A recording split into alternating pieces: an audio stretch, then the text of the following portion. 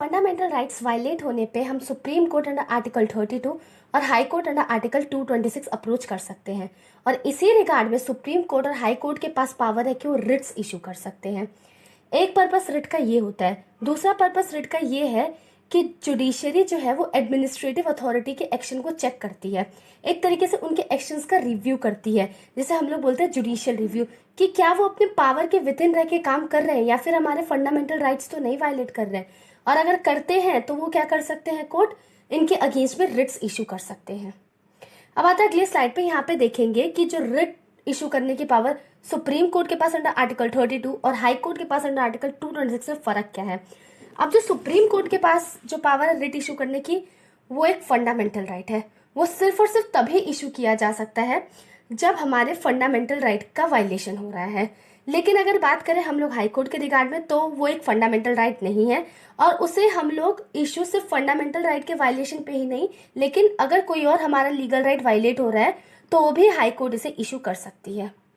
अब जो supreme court है डेफिनेटली उसकी जो जुरिस्डिक्शन है पूरी टेरिटरी पे है इंडिया की, लेकिन जो हाई कोर्ट है वो उस पर्टिकुलर स्टेट के पास होगा जितनी उसकी जुरिस्डिक्शन डिफाइंड है।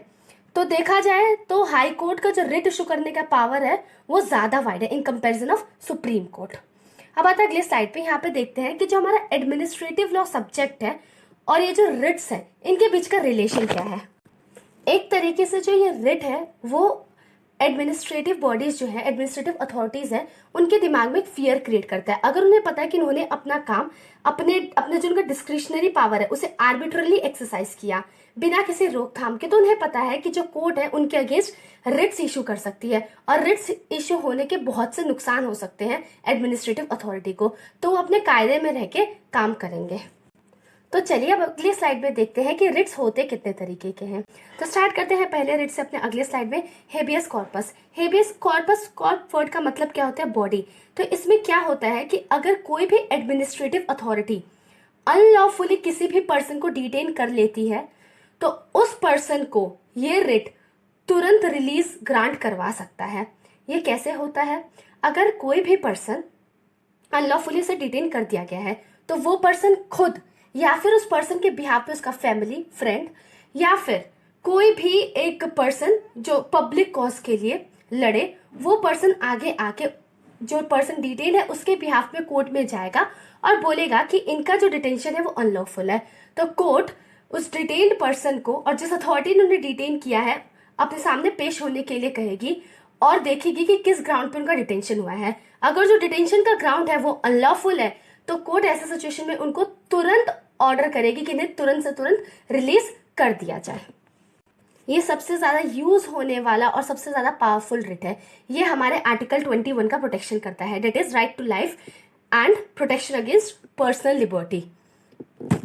ज्यादा यूज होने वाला और पावरफुल रिट है। ये हमारे आर्टिकल 21 का प्रोटेक्शन करता है, that is right to personal liberty.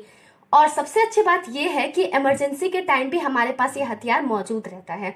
अब आते हैं अगले स्लाइड पे, आप देखते हैं इसके एक्सेप्शन। अगर आपका डिटेंशन लॉफुल है या फिर आपको इस वजह से डिटेन किया गया है कि आपने किसी कोर्ट का कंटेम्प्ट किया है या फिर डिटेंशन बाय किसी कॉम्पिटेंट कोर्ट, या फिर अगर जो आपका डिटेंशन है वो लॉफुल है लेकिन उस कोर्ट के जुरिस्डिक्शन में नहीं आता है। अब आते हैं अगले स्लाइड पे, यहाँ पे हम लोग A.K. Gopalam versus state of Madras के केस के थ्रू समझेंगे। यहाँ पे जो हमारा रिट ऑफ हेबियस कॉर्पस है उसे इन लोगों ने प्रिवेंटिव डिटेंशन के साथ रिलेट किया है कोर्ट ने। आई मीन इसमें हुआ ऐसा था, जो पिटिशनर था उनको मद्रास जेल में डिटेन कर रखा था अंडर प्रिवेंटिव डिटेंशन एक्ट।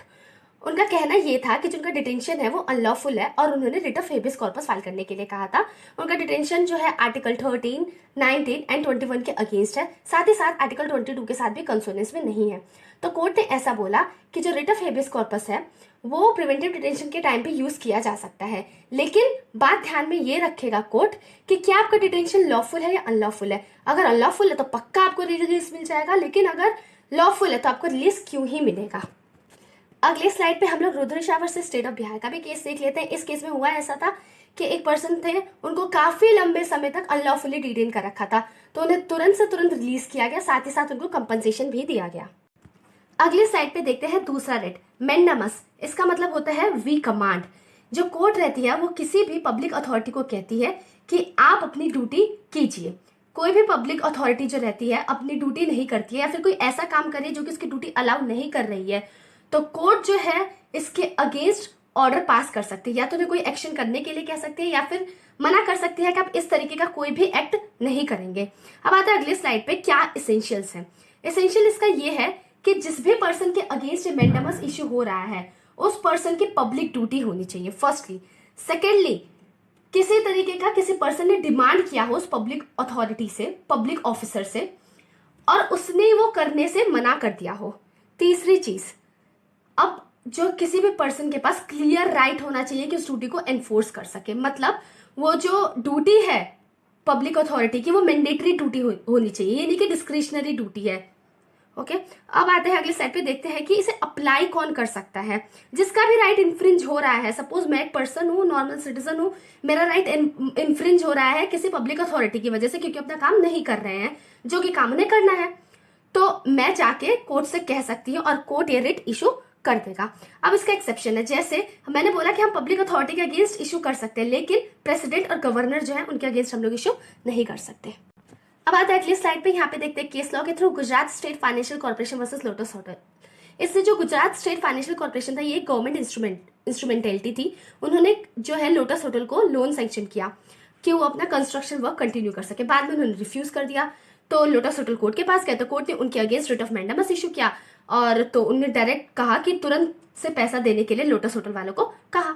ठीक है, अब आते हैं अगले स्लाइड पे, यहाँ पे देखते हैं हम लोग अपने तीसरे रिट को, रिट ऑफ सर्शियोरारी। इसका मतलब होता है टू सर्टिफाई।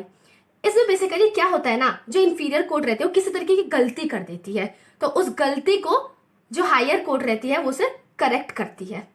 अब कैसे गलती कैसे कर सकती है? गलती ऐसे कर सकती है, सपोज किसी कोर्ट का जुरिस्डिक्शन नहीं है वो ऑर्डर पास करने का और उसने वो ऑर्डर पास कर दिया, या फिर एक्सेस ऑफ जुरिस्डिक्शन, मतलब उसके पास जुरिस्डिक्शन तो थी लेकिन अपने जुरिस्डिक्शन को एक्सीड कर जाती है, या फिर जो इंफीरियर कोर्ट है वो प्रिंसिपल ऑफ नेचुरल जस्टिस को वायलेट कर रही हो, या फिर अपने जुरिस्डिक्शन का गलत फायदा उठा रही हो, किसी के कहने पे उस तरीके का डिसीजन पास किया, या फिर एरर ऑफ लॉ हो, मतलब जो फैक्ट्स हैं और लॉ में साफ साफ इनकंसिस्टेंसी दिख रही है, या फिर फ्रॉड हो सकता है कि जो डिसीजन लिया गया वो फ्रॉड के माध्यम से लिया गया है। तो ऐसे सिचुएशन में जो हायर कोर्ट होगी वो क्या करेगी, इनके ऑर्डर को करेक्ट करेगी, इस ऑर्डर को क्वेश्चन भी कर सकती है या फिर उसके अंदर अमेंडमेंट कर सकते हैं इस ऑर्डर के अंदर। अब आता है अगले स्लाइड पे, देखते हैं कि अप्लाई कौन कर सकता है। अप्लाई कोई भी पर्सन कर सकता है जिसका राइट इन्फ्रिंज हुआ है या फिर पब्लिक एट लार्ज। अब किसके अगेंस्ट होता है? ये होता है सबऑर्डिनेट कोर्ट्स के अगेंस्ट, इंफीरियर ट्रिब्यूनल्स जो होते हैं, quasi judicial bodies and adjudicatory authorities. अब इसे देखते हैं केस लॉ के थ्रू अगले स्लाइड में। Of Punjab versus KR Erry, इसके अंदर ये होता है कि जो पेंशन बेनिफिट थे एक पर्सन के उसे रिड्यूस कर दिए गए ऑन द बेसिस ऑफ कोई रिपोर्ट आई थी, उसके बेसिस पे इन लोगों ने इसे पेंशन बेनिफिट कम कर दिए गए। अब इस पर्सन को बोलने का मौका भी नहीं दिया गया, तो क्या हुआ? अगर बोलने का मौका नहीं दिया गया तो आपने पिछले स्लाइड में पढ़ा था, तो इसके प्रिंसिपल ऑफ नेचुरल जस्टिस का वायलेशन हुआ, it is right to be heard. अब आता है अगले स्लाइड पे, अब हम देखते हैं अपना अगला writ, it is writ of prohibition. अब इसके अंदर बेसिकली क्या होता है कि जैसे जो सर्शियोरारी था वो फोर्स में कब आता है? जब इंफीरियर कोर्ट ने अपनी जजमेंट पास कर दी है, लेकिन प्रोहिबिशन फोर्स में तब आ जाएगा जब इंफीरियर कोर्ट जो है ना अभी केस की सुनवाई कर ही रही है, जजमेंट, फाइनल जजमेंट अभी पास नहीं हुआ है। तो सुपीरियर कोर्ट बेसिकली इन लोगों को मना कर देते हैं कि अब आगे प्रोसीडिंग कंटिन्यू मत करो, एक तरीके का स्टे ऑर्डर लग जाता है। अब रीजन क्या है? रीजन सेम वही है जो कि हमने सर्शियोरारी में पढ़े थे, absence of jurisdiction, excess of jurisdiction, जो कि आप अगले स्लाइड में देख सकते हो। अब ये होता किसके अगेंस्ट है? जुडिशियल और क्वाजी जुडिशियल बॉडीज के अगेंस्ट। अब इसे देखते हैं एक केस लॉ के थ्रू अगले स्लाइड में, Govinda Menon versus union of India.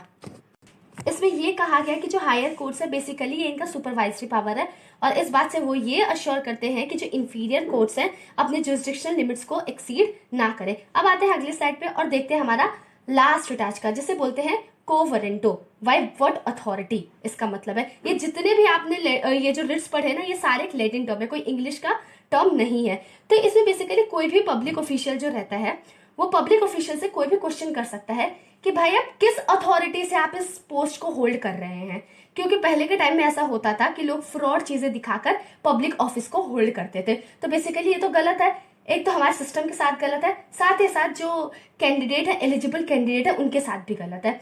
तो कोई भी पब्लिक स्पिरिटेड पर्सन, चाहे आपका कोई इंटरेस्ट हो या ना हो, अगर आप देखते हो, अगर आप डाउटफुल हो इस बात को लेके कि वो उनके पास वो क्वालिफिकेशन नहीं है जो कि इस पोस्ट को होल्ड करने के लिए क्वालिफिकेशन चाहिए, तो आप ऐसे में क्या कर सकते हैं, आप उनके कोर्ट में जाएंगे और कोर्ट उनके अगेंस्ट को वारंट और का रिट जो है इशू कर सकते हैं। पूछेगी कोर्ट कि आप किस वारंट से, किस क्वालिफिकेशन से, किस अथॉरिटी से आप इस पब्लिक पोस्ट को होल्ड कर रहे हैं।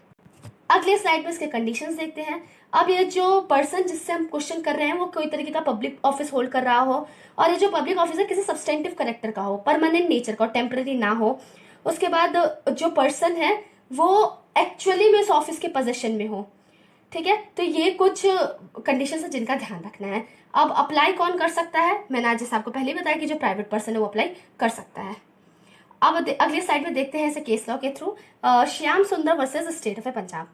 इस केस में बेसिकली ये कहा गया, Punjab and Haryana high court ने उनके पास एक बेसिकली वो आया था पिटीशन कि जो म्यूनिसिपैलिटी है, इस म्यूनिसिपैलिटी में जो लोग हैं उन लोगों के पास प्रॉपर क्वालिफिकेशन नहीं है। तो कोर्ट ने क्या कहा, इंक्वायरी बिठाई और ये देखा म्यूनिसिपैलिटी में 10 इलेक्टेड मेंबर्स ऐसे थे जो कि रॉन्गफुली उस पोस्ट पे आ गए थे, तो उनके सीट को वेकेंट डिक्लेयर कर दिया गया। Thank you for choosing the way of law. Bye bye.